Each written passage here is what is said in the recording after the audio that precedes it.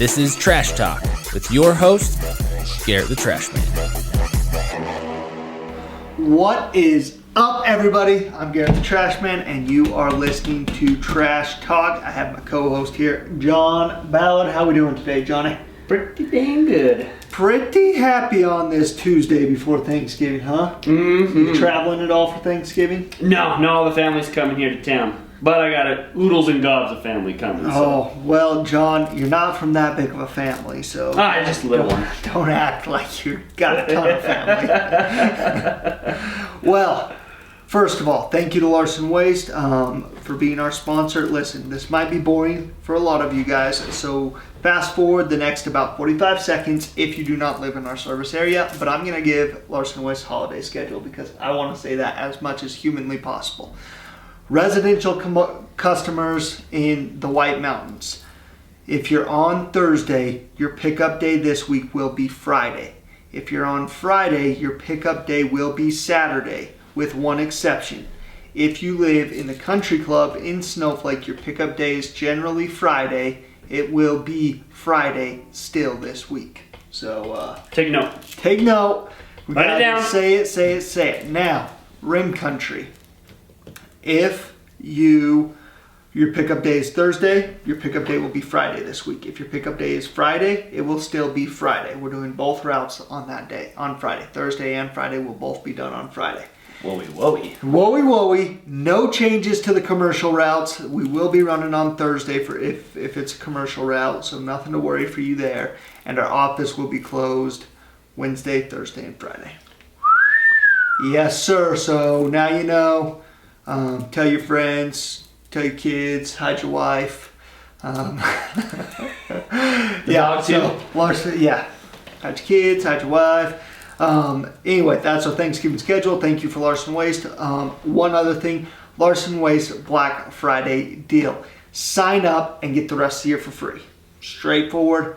It's a good ass deal. So Bada bing, bada boom. Get her done. Tell your friends. Get her done. All right, dude. So that's our sponsor read. We're gonna roll right into our rants. Oh, okay. And my rant comes from a post I had put up yesterday that some of you may have saw, but it was Mike Rowe talking about the jobs in this country. Good old Mike Rowe. Oh man, just a solid guy, dude. Like, I love that guy. And he's like, yeah, we need more welders that can talk about philosophers.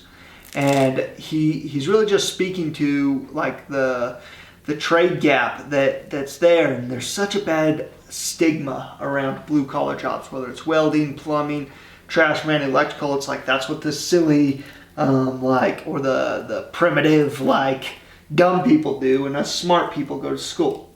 And most people that go to school are freaking idiots, aren't making any money, have a degree that does no good for them, when you could learn a trade and make more than a lawyer or a doctor. It's true. Dude, I know a lot of trades guys that make a lot of money. My dad, I followed right in his footsteps, and that's the first time I've actually recognized it. One semester and done. My dad's done all right for himself. Now, if there's something that you're going to school for and you're clear about that, I don't think there's an issue with that, but I think so many people go to school because it's the right next step. Yeah. And it's funny because I posted that, and then that night, my brother-in-law, my wife was telling me about a conversation where my brother-in-law was getting after my sister-in-law because she wasn't continuing what she started going to school for. And I'm like, what does it matter? I don't even know why she's wasting money in school. She wants to, she's like, yeah, I want to be a mom. And I think if you're going to school and you're like, yeah, I want to learn these certain things, whether you want to be a mom or not, but she's not being intentional like that. It's just going to go. And I'm like, man, so many people are caught up in that trap. The college trap. Preach. If you're going to be successful, you got to go to college. Don't read into that. And if you don't know, the one thing that I wish I would have done more of, and I can see myself doing more of in the future, even though it's a lot messier now that I've got a family, is internships. I wish so much. Any advice that I give people, I've got kids asking me all the time, hey, what should I do? Go intern. Think of who you'd love to intern with. Start with them. Ask them. Try to get a hold of them, and then just work out. Okay, well, maybe you can't intern for them. Who can you intern that has access to that person? And just work the way out. You know, I've thought multiple times, okay, Tyler, I won't play with my hands. Give me a fidget. Come on, give me a fidget. You know I'm ADD. Anyway, yeah, you're right, Tyler. I ought not do that. Anyway, totally screwed up my rant. Tyler, just kidding. I was getting long-winded there. Just, you don't have to go to school to be successful in life. So slow yourself down. Look at the trades. Don't be closed off to them. Look at internships. Don't fall into the trap that you have to go get tens of thousands of dollars in debt to be successful in life. So that is my rant today. It's a great topic. Thank you, sir. Now, John, do you have something that you want the people to know? I do. What do you want them to know? Well, first off, I did want to make a comment of I've really been digging your whole. Okay, we're good. I thought you were gonna sneeze there. It was gonna come. And I just wanted to say I've really liked what you've done with your 30 days of gratitude thing this month. I've been a big fan of that, and no, I think it's really good. It's been really neat to see. You know, it's made me become more reflective of what Please can I be. still don't like any of my posts. Dude, yeah. Give me the double tap. That's something I'm bad at. It's not just you, Garrett. I don't like anybody's posts. Oh, we've discussed that. There's some that men do. I know. Oh, be incognito up here. It'd be ridiculous for me to communicate with people. I fall victim to that terribly. I'll own up to that one. But something that I don't know how much of a rant it is, but something I just wanted to plug real quick was if you want to do something in life, whatever that may be, one of the best ways I've learned how to learn about what I want to do in life is from other people.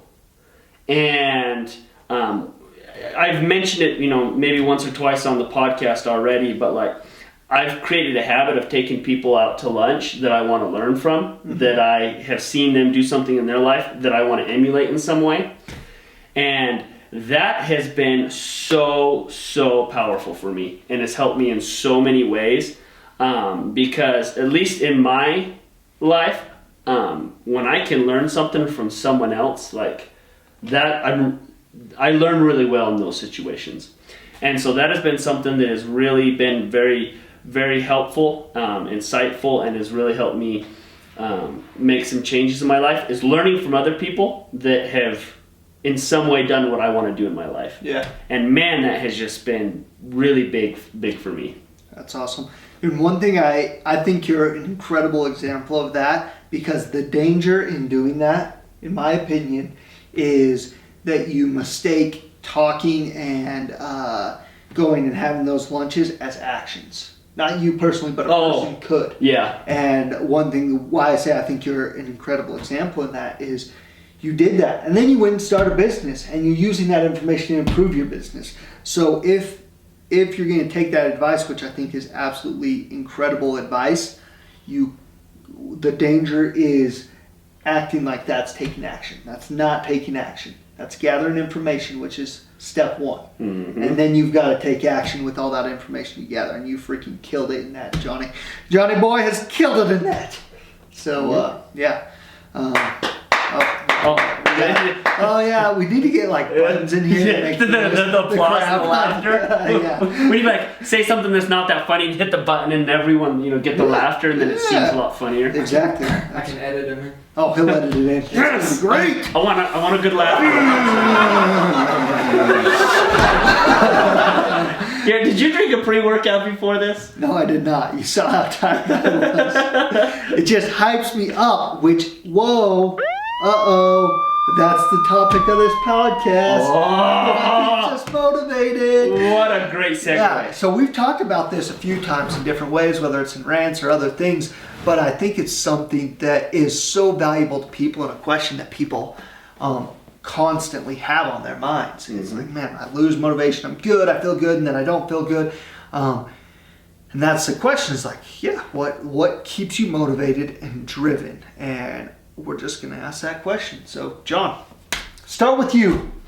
What keeps you motivated and driven, especially on down days? For me, I'll break it down into two parts. First off, I think the deep down part for me is inspiration, and then the daily is motivation. Okay. In my opinion. And on the down days, what keeps me motivated is I think one thing that helps me is my routine in a way. And we've talked about this prior, but my routine, like today, for example, yesterday I played basketball twice. First thing early in the morning and then late at night, and that's the first time I've done that in a couple of years. And man, rolling out of bed this morning was not enjoyable. And I was like, I could really just roll back in bed for another hour or whatever. But I got up, I did my routine, I did my things, and and even after I did most of my routine, I was like, bed still sounds good, But I kept at it. And I finally got myself rolling, and bada bing, bada boom, I got a whole bunch of stuff done in the office today, got a whole bunch of stuff later on, I got to hit the road, go to a whole bunch of appointments. But so for the short term, on bad days, first off, it's my routine for me, but then the big picture stuff of what gets me going and what keeps me going for the long term, it's pretty simple. My faith and family is really, really what motivates me. My kids motivate me, seeing my little girls. That's one big thing. And just my family and, taking care of them and making sure that we're creating the life that we want to as a family. And then, is in my faith and, and becoming the best version of me that I believe, God wants me to become and helping others. And so that's the big things that help me and push me to go to the next level. That's awesome, man. So, like the vision of what you've got, when you said faith, is that what you mean? Like faith in that vision, faith in that vision. What you want that to look like? Yeah. That's awesome. So, like in any given moment, if you're feeling down, what causes you, like, walk me through the process that would have that vision that you have for yourself and the faith you have in it to come front of mind to, like, move you to action? To be honest, it's actually the exact opposite. It's when I'm feeling down, I take action. Because I know I might be feeling really down. I might be feeling just super, super lazy. I might just be in a funk and having a hard time getting out of it. And what gets me out of that is just getting off my butt and moving and taking an action. And then it sparks my vision. Yeah. And so it's that getting up and moving and going and doing something. And sometimes that thing might not be the most productive thing I could do at that very second, but it gets me going, and then I can return back to what I needed to get done. Yeah, something that I was going to mention, but I think fits in really well right here that I do lots of times, especially if it's a project where I've got to be creative. Like it's not a task list. It's like create something new, or it's just an elephant where I don't really know where to start. I've said it before, and so many times what I'll do is I'll start cleaning. I will start cleaning, whether it's organizing my office, whether it's cleaning my house, whether it's going across the street and getting a garbage truck over there and start cleaning that. And that, like, being in motion, being in action, and being in thought of the things, like, it gets things moving. And that's a simple thing. Like, there's always something to be cleaned. And just like I totally relate to what you said, and I've experienced it in my life so many times, that action creates, and it might not even be directly related to the thing. It might be like, I've got to put this year's budget together. How do I even start that? Yeah. Like, you could spend days just like there in non-action, not sure how to start. And what I'm saying is you're way better off to be like, all right, let's clean up the office, so that's all organized, okay. And you've got that on your mind as you're doing it. And like, I've just seen it, like, action breeds actions. Things in motion stay in motion. Yeah. No, some of the most profound thoughts I've had in my life have been when I was doing something with my hands. Yeah. Yeah. Like, I'll be working on something, and whether it's a construction project, cleaning something at the house, or whatever, I'll be working on something, but it gets my creative juices flowing. So yeah, exactly. So Garrett, right back at you. What motivates you, what gets you going? All right. What keeps you going? So, similar to what you said, I think clarity on the outcome that I'm wanting is something that inspires or is like a long-term type motivation. And there's so much to be said around actually getting clear on what that is. Because I think that's like that first step that most people lack, is slowing down enough to get clear on that and being like, yeah, that's exactly what I want to produce, so now I can go produce it. So that's like the overarching thing. And I've said that a million times on this podcast. Slow yourself down, get clear on what you want. I think that's step one, because that's something I can always point back to if I don't feel like, working, or it gets unclear, and it's generally not a perfect path of how you achieve that. Like, that's not step one, like step two, and you can see all the way to step 100 to achieve your goal. Usually there's a lot of faith involved of, I believe I'll figure out the next step. And that's kind of what I want to talk to, because there's 7 principles of creating powerfully in your life, of producing the things you want. And one of those, I want to talk about 2 of them. One is being a part of something bigger than yourself. And because of that, you can have faith in that, in producing something that's bigger than just yourself. It's outside of you, and it's more than you. And so I wanted to speak to that real quickly, because I'm right in the middle of that with my team. And so I'm going to speak really specifically about what we're doing here at Larson Waste, because I believe it can bring value to all the business owners here. And not only business owners, but even in your personal life, I think you can take this same principle. And so it's going to be real epistemological of like, hey, here's some tactics you can do. So what we have done is we've set 3 goals for our company this year. That like, hey, we are like taking a stand on this, putting a stake in the ground. These are 3 things that we're going to achieve. There's a growth number that I may or may not share in the future. There is a profitability percentage, and there is the goal of Larson Waste being a incredible place to work. And so we've set those 3 goals. The first 2, it's very easy to have a measurable around. It's kind of cut and dry, like the goal is the measurable. The second one, it's more objective than subjective. Or do I have that mixed up? No, it's objective, right? I don't know. You guys know what I'm saying. It's already been a long week and it's Tuesday. So we had to get creative of, okay, how are we going to build a measurable around that? And it really wasn't too much work when we had all our minds together in there, and we decided that we're going to have a survey. And we're going to give that survey to all our employees. We're going to get a baseline of where we stand on that survey of how Larson Waste is a great place to work, and our intention is to improve whatever score we get at the first of the year by the end of the year. And then we had each manager break off, and if you're in a business where you don't have 5 managers, maybe it is yourself, maybe it's you and one other person, you could just do it by department too. Myself, I do have, 1, 2, 3, 4 managers, and myself as CEO, I also directly manage 3 departments. And so we took all the departments and the managers, and we set a goal for each of those 3 goals that we'll feed that for the first quarter.